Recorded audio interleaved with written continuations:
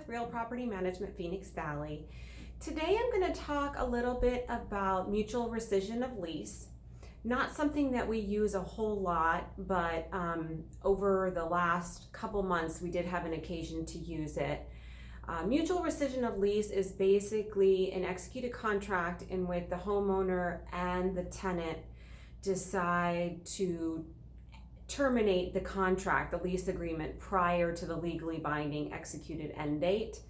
And the reason that we used this recently is we had a situation, a very unfortunate situation, a couple who had been renting one of our homes for a very long time. And unfortunately, the wife passed away from COVID. So the husband reached out to us and just said that it was very difficult for him to continue living in the house and that the house was really too large for him. And so we reached out to the homeowners. We explained the situation. We had received the death certificate for the wife.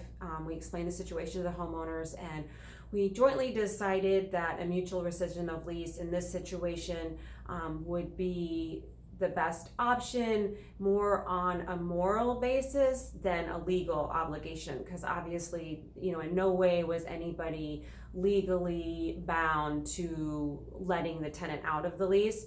But we, as well as the homeowners, certainly could understand what the tenant had gone through, and again, just felt it was really in good faith to provide this mutual rescission of lease. So with the mutual rescission of lease, one of the important things that you want to make sure that you include is the specific date that the tenant will be vacating. We typically do it for the end of the preceding month. So that we are collecting that full next 30 days of month, just so that everyone kind of has a chance to get their ducks in a row, and the homeowner knows that they've got another 30 days with the tenant in place. We also like to put provisions in there for what the tenant needs to do at lease end date, even if this is in your lease agreement already, that they have to have it professionally cleaned, carpet professionally cleaned. We do like to restate that in the mutual rescission of lease, just so again all of the terms are crystal clear. And we'll also include in that mutual rescission of lease where the tenants are supposed to be where the tenants are supposed to turn the keys in, and everything that they should include with that key turn in, like their receipts, like their forwarding address. And then we have both the tenant sign it, we have the homeowner sign it, and then we also signed it as an agent on behalf of the homeowner.